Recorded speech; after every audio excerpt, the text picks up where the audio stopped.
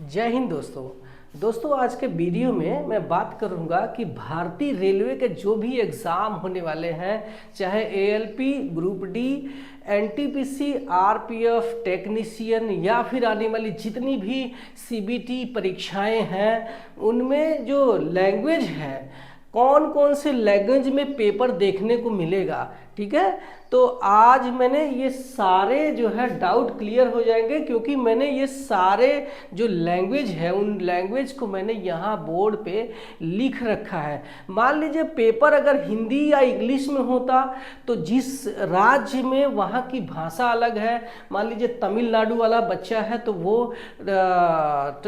हिंदी बिल्कुल भी नहीं जानता है। कहीं कहीं ऐसे राज्य हैं जहाँ पे वो ना तो ठीक से हिंदी जानते हैं ना तो ठीक से इंग्लिश जानते हैं, तो ऐसे जो है बच्चों के साथ में धोखा हो जाएगा, तो फिर हम भारत माता की जय नहीं बोल पाएंगे। तो यही कारण है कि यहाँ पे भारतीय रेलवे 15 भाषाओं में पूरा लैंग्वेज में क्वेश्चंस पेपर देती है। आप देखेंगे जितनी भी परीक्षा आने वाली है वो सब सिर्फ और सिर्फ कंप्यूटर पे रहेगा, ऑब्जेक्टिव टाइप रहेंगे। ऑब्जेक्टिव टाइप का मतलब है कि एक प्रश्न के 4 आंसर रहेंगे, उन चारों में से उसका कोई एक आंसर ही सही होगा, बाकी 3 गलत होंगे। आपको सिर्फ और सिर्फ उस पर टिक मारना होगा, कंप्यूटर से टिक लगा के उसको सेव कर देना होगा, उसको डिस्क्रिप्शन करके कहीं लिखने की ज़रूरत नहीं है। अब सवाल ये उठता है कि अगर मान लीजिए कि उसमें जो है क्वेश्चन ही इंग्लिश या हिंदी में आ रहा है, तो अगर वो बच्चा महाराष्ट्र का है और जिसको ठीक से ना तो हिंदी आ रही है ना तो इंग्लिश आ रही है, और उसने पूरा का पूरा अपना जो पढ़ाई किया हुआ है और वो मराठी मीडियम में किया हुआ है, मराठी स्कूल से किया हुआ है, तो वो कैसे एग्ज़ाम क्वालिफाई कर पाएगा। तो इसके लिए उसमें जो है मराठी भी डाल दिया गया है। तो यहाँ पे देख लेते हैं कि कौन कौन से वो लैंग्वेज है जिससे कि आप जो है भारत के किसी भी राज्य में है तो ये 15 जो है अगर आपके पास लैंग्वेज है तो एटलीस्ट भारत के सारे राज्य कवर हो जाएंगे, हर एक बच्चे को पूरा का पूरा समझ में आ जाएगा।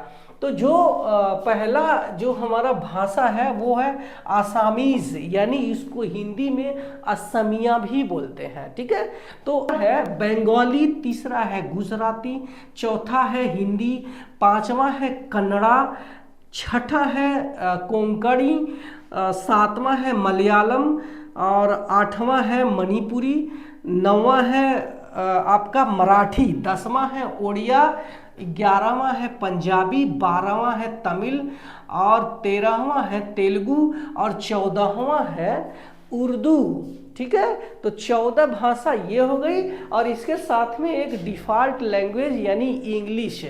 तो आप अगर देखेंगे जब आप उस एग्ज़ाम में जाएंगे तो आपके पास जो है क्वेश्चंस पेपर कौन से मीडियम में आएंगे, जब आप फॉर्म भरेंगे, जैसे आपने फॉर्म भरते समय परीक्षा का जो माध्यम है या medium of language exam, medium of exam का लैंग्वेज जो आपने चुना हुआ है, मान लीजिए आपने हिंदी चुना हुआ है, तो आपका जो क्वेश्चंस पेपर देखने को मिलेगा वो क्वेश्चंस पेपर आपको इंग्लिश में तो रहेगा, साथ ही साथ हिंदी में भी देखने को मिलेगा।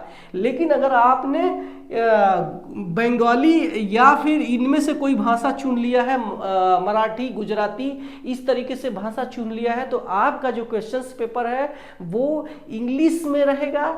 या फिर आपने जो चुना हुआ है भाषा, मान लीजिए आपने मराठी चुना हुआ है, तो इंग्लिश के साथ साथ आपको मराठी लैंग्वेज में क्वेश्चंस देखने को मिलेंगे और आपको जो आंसर करना है वो आपको वही आंसर देखने को मिलेगा, आपको या तो मराठी में या तो इंग्लिश में रहेगा।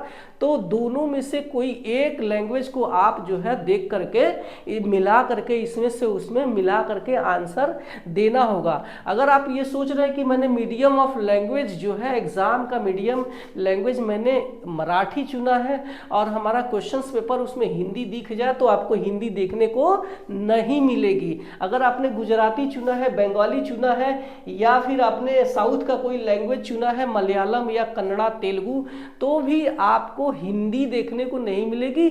आपको डिफ़ॉल्ट लैंग्वेज आपको इंग्लिश के साथ साथ तेलुगु या फिर मलयालम या फिर जो भी आपने भाषा चुना हुआ है।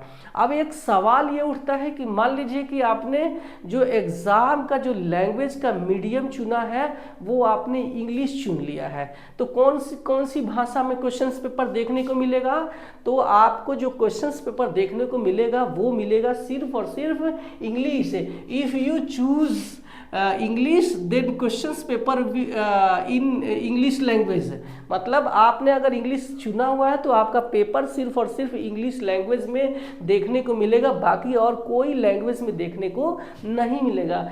अगर if you choose any state language then language questions paper in English and chosen language, यानी कि अगर आपने जो है कोई स्टेट की जो है कोई लैंग्वेज अगर चुन लिया है तो आपका जो क्वेश्चंस पेपर है वो आपको इंग्लिश में तो देखने को मिलेगा ही मिलेगा। इसके अलावा आपको उस जो आपने लैंग्वेज चुना है उस पेपर उस लैंग्वेज का आपका क्वेश्चंस पेपर देखने को मिलेगा। कोई डिस्क्रिप्शन नहीं है, सिर्फ और सिर्फ CBT आपको देखने को मिलेगा, यानी कंप्यूटर बेस्ड टेस्ट देखने को मिलेगा। आपको कंप्यूटर पे ही आंसर करना होगा, कोई लिखने की ज़रूरत नहीं है। सिर्फ और सिर्फ हमें ये चाहिए था कि जो हमें क्वेश्चंस पेपर देखने को मिले वो हमें समझ में आनी चाहिए।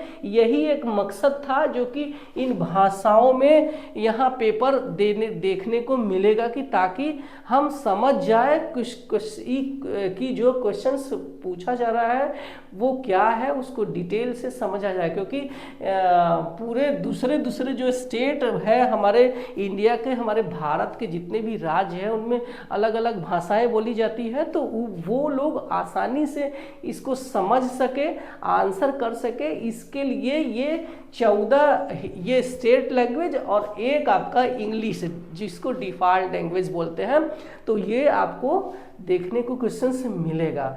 ये मैंने एक वीडियो बनाया है जो कि रेलवे के एग्ज़ाम के जो लैंग्वेज का मीडियम है उस पे था।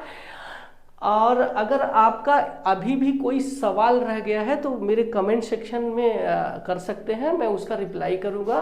पहली बार मेरे चैनल पे आया है तो सब्सक्राइब कर लेना। मिलते हैं अगले वीडियो में, तब तक के लिए बाय बाय।